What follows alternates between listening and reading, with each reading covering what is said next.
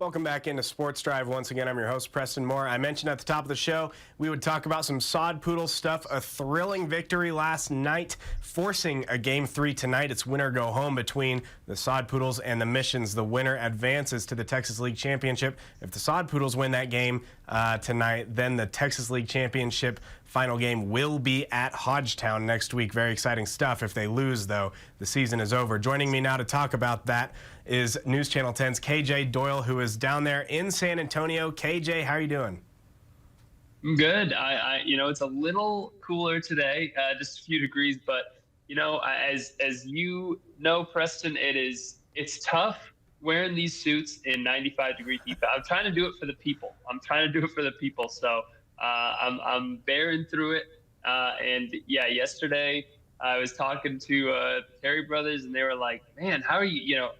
You're gonna sweat through that suit, talking to me about it." But I know that I'm just powering through. Sod Poodles got to deal with the heat too. They're in those hot jerseys and all that stuff. So, we're doing it together. We're going through the grind together. So hopefully everything goes smoothly today as it did yesterday. It was a great setup for our coverage here in San Antonio rather, and excited to get back out to Hodgetown. Hopefully next week if the Sod Poodles can get it done, and we're expecting more excitement today. It really did. It wasn't quite as exciting as Game 1 last night, right. But it came down to the wire, and they gave me a scare. They almost gave me a heart attack a few times. So the bottom of the ninth lasted forever. So another great one. Another one that Missions could have won it there with one swing of the bat, but the Sod Poodles got it done.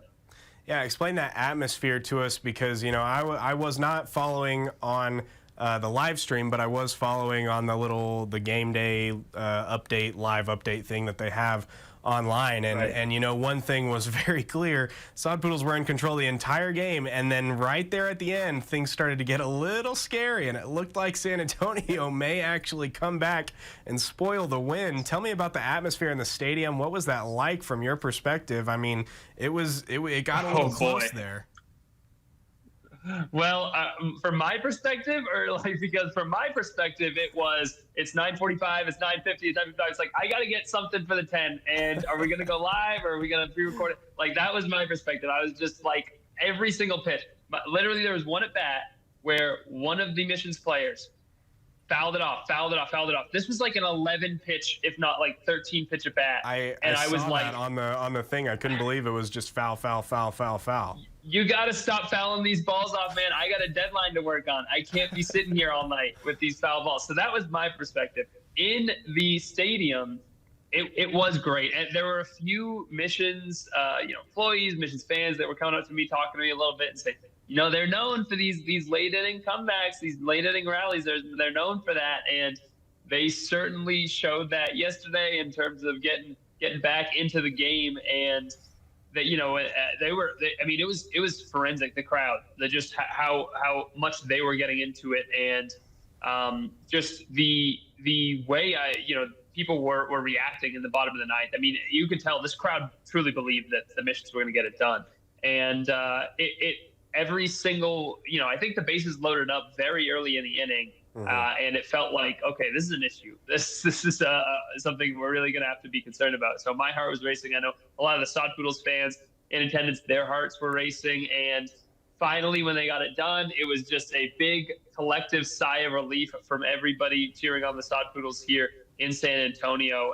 And they live to fight another day. And tonight, it's expected to be even more crowded. You're talking about a Friday, people potentially taking off work early, coming down to San Antonio. Certainly, San Antonio is going to have a large crowd down here as well. So it was pretty full last night, all things considered. I know San Antonio loves their sports team, so they came out to support the Missions very well. But they're expecting an even bigger crowd, a close to sellout crowd tonight in this game. So it could be a pretty wild and pretty difficult to film some of the highlights for me, but that's for sure.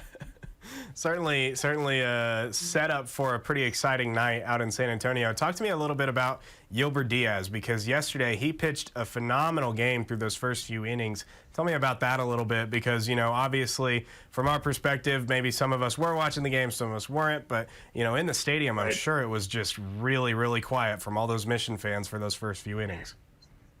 Yeah, he was great. I mean, he really was, and he was a guy that we talked about yesterday. I don't want to say I don't want to say that I really helped, spark that, but I was behind it. I was on the train early on, and this is a guy that obviously is very talented, number 20 ranked prospect in the system, as we mentioned yesterday, and he came out there, and when he was called up, something we didn't mention, but when he was called up at Single A, he had an ERA over 5. It's not something you typically see in terms of someone moving up when they are having their struggles at the lower level. But they showed the belief in him, belief in his stuff, and he came through for them, and he proved that he was as talented as everybody thought he was. And so far this season, I'm looking at it right now, in this month he's had Amarillo. He's posted a 3.38 ERA. I can't say for sure. That might just be for the playoffs, although I'm not sure how that math exactly works out with how he pitched last night. But regardless, he has had a number of good outings here in Amarillo, and he was just masterful last night. In the bottom of the fifth, I remember it was a leadoff double, and you thought, okay, is this where things start to go bad for him? And he got out of that inning unscathed, did not give up a run. Sixth inning, things got shaky. That's when Roof pulled him. He gives up 1 run before getting pulled from the game. Ultimately, another base runner that he allowed on gets in, so 2 earned on the game for him officially on the scorebook. But he was as great as advertised. And tonight, the Sod Poodles are expected to have another great pitcher on the mound, Yumin Lin, expected to go for them. And he is another guy that joined the team.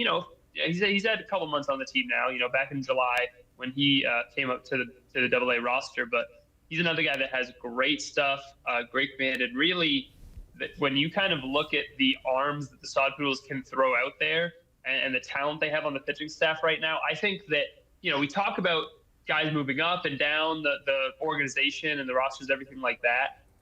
Yumin Lin, Gilbert Diaz, when you put all these names together, I think the Sod Poodles pitching staff is as good as it's been all season right now. You could say it's the same thing with the lineup, the power they have in terms of Caleb Roberts, how he's developed since he's been here. I mean, he has turned into a go-to power hitter. I mean, in these playoffs, 3 home runs for him over 2 games. Incredible. Wow.